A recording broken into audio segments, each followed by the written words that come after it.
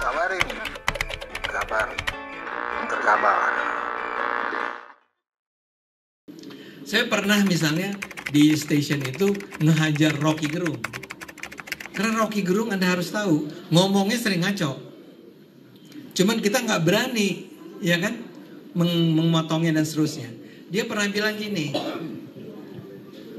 tentang Pak Jokowi itu di belakang perubahan Mahkamah Konstitusi itu, dia dengan bangga bilang ada 7 disertasi asing yang menggambarkan bahwa Jokowi itu mempengaruhi perubahan Mahkamah Konstitusi. Saya iseng aja nanya, siapa Rocky sama saya tuh cuma beda setahun tuaan dia. Makanya saya tahu persis dia tuh nggak pernah lulus dari UI. Sama-sama bujang. Hah? Dia bujang sama siapa? Oh, jangan kacau nih. Oh, sama saya? Enggak. Rocky itu nggak pernah lulus UI. Dia itu di filsafat. Ujian skripsinya ujian. Tapi kan ujian skripsi itu begitu selesai, itu kan diminta oleh si dosen-dosen, perbaiki ini, perbaiki itu ya. Dia nggak mau. Kan dia sombong. Kan pinteran gue dari dosen katanya. Jadi dosennya dia diemin. Nggak pernah dapat ijazah. Jadi nggak pernah lulus S1. Apalagi profesor. Nah saya bilang, Anda bilang 7 disertasi asing. Sebut satu aja. Wah, harus buka Google. Silakan buka Google, saya bilang. Saya hanya akan bisa menyajikannya kepada orang yang bisa berbahasa Inggris dan suka membaca jurnal. Saya dengan sombong dong. Lah saya bisa bahasa Inggris, saya baca jurnal setiap hari, bohong sih. Siapa yang baca jurnal setiap hari kan? Tapi saya sombong aja kan. Saya baca jurnal setiap hari. Oh ya, gitu. Akhirnya sama penyiar juga. Jadi Bang Rocky siapa, kata si penyiarnya. Tetap nggak bisa jawab. Nah kita terpaksa melakukan itu. Stand, yaitu menolak Gerindra, kan itu kimianya kan begitu. Bang, tapi Nasdem kayaknya udah legowo loh Bang. Oke, legowo, itu soal lain, bukan soal saya itu. Saya hanya ingin supaya ada pedoman etis dalam politik. Artinya ini tidak etis apa yang terjadi? Sangat tidak etis. Enggak, artinya gini, Bang Rocky. Artinya selama ini, Bung Rocky nggak tahu ya kalau mereka sebenarnya nggak konsisten. Siapa? Gerindra nggak konsisten. Kan Anda kan dukung dia, mereka mati-matian. Nah, sekarang saya tidak mendukung Gerindra. Kan tahu. Gimana saya mendukung Gerindra? Lah terus dukung siapa? Saya dukung diri saya sendiri. Saya dukung pikiran saya. Gini saya terangin ya.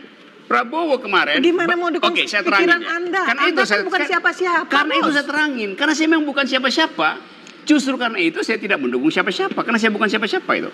Enggak bisa begitu. Posisinya Anda mendukung Gerindra. Sekarang saya terangin Publik ya. di seluruh Indonesia tahu. Jadi nggak bisa juga Anda katakan bahwa Anda mendukung diri Anda sendiri. Anda bukan siapa-siapa. Sekarang saya mau akui itu setelah keterangan saya. Dengar dulu ya. Saya mengajukan judicial review ke Mahkamah Konstitusi karena saya nggak setuju Jokowi versus Prabowo. Jadi dari awal posisi etis saya adalah tidak terhadap dua ini karena tidak cukup buat demokrasi. Poin itu pertama dulu ya. Karena itu saya beroposisi itu. Saya beroposisi pada Jokowi dengan dasar membatalkan kedunguan. Prabowo beroposisi dengan maksud memperoleh kekuasaan. Lain motifnya.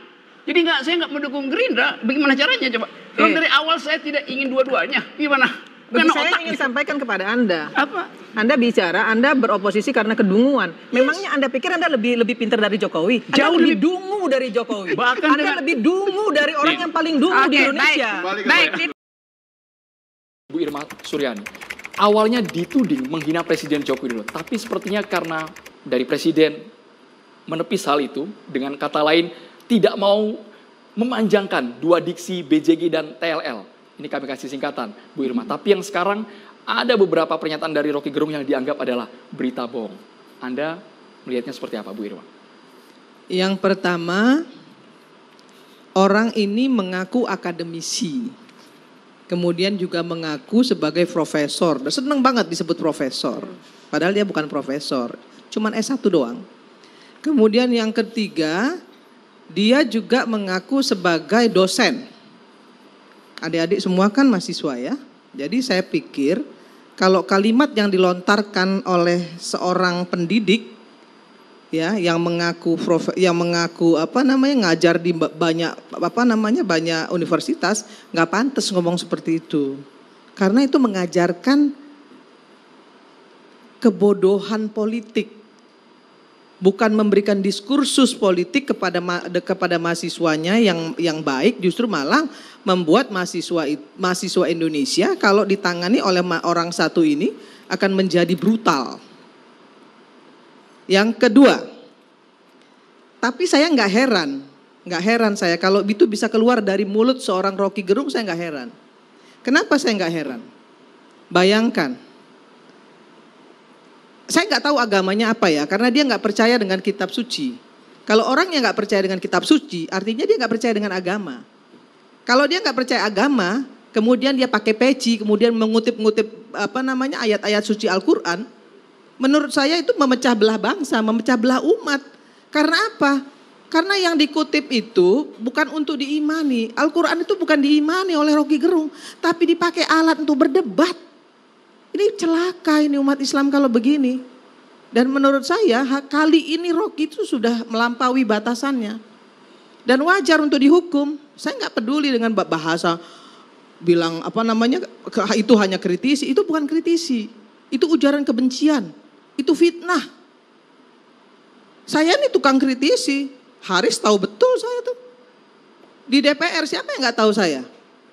Mau pemerintah seperti apa? Kalau itu salah saya bilang salah. Kemarin aja undang-undang kesehatan begitu diundangkan, kami dari fraksi Partai Nasdem kami setuju dengan catatan.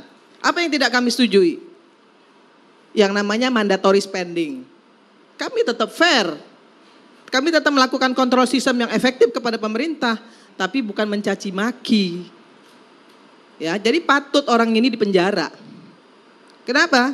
Karena memberikan diskursus politik kepada mahasiswa yang buruk dan kemudian memecah belah umat.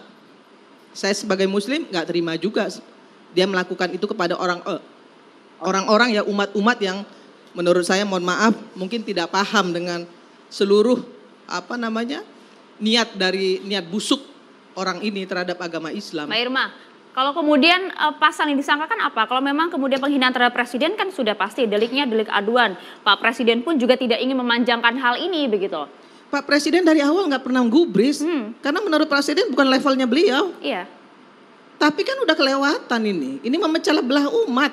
Selain memecah belah umat, ya, kemudian memperburuk agama, kemudian juga menjadi diskursus yang buruk untuk mahasiswa, karena dia seorang pendidik, dia bilang dia dosen, senang juga disebut profesor, tapi mengajarkan hal-hal buruk. Jadi kemudian dicari-cari pasalnya hingga semua pasal menurut saya semua pasal bisa digunakan untuk orang ini. Sudah ada klarifikasi, Mbak Irma, klarifikasi permintaan maaf atas kegaduhan yang dampaknya Rocky Gerung juga tidak menyangka. Semua daerah ada di Kalimantan, ada di Bogor, di Jakarta yang melaporkan secara berturut-turut. Permintaan maaf dan klarifikasi apakah enak diterima? Betul ya, setiap melakukan kesalahan terus kemudian minta maaf, cukup dengan maaf. Kemudian akibat yang ditimbulkan seperti apa? Kita ini di tahun politik nggak pantas dia melakukan itu. Ya harusnya dalam kontestasi politik kita hari ini, yang harusnya kita sambut dengan riang gembira. Soal siapapun presiden nanti yang terpilih, ya kita dukung sama-sama dong. Kita harus fair, berikan diskursus yang baik itu kepada publik. Permintaan maaf tidak cukup ya, Mbak Irma? Iya, bukan malah.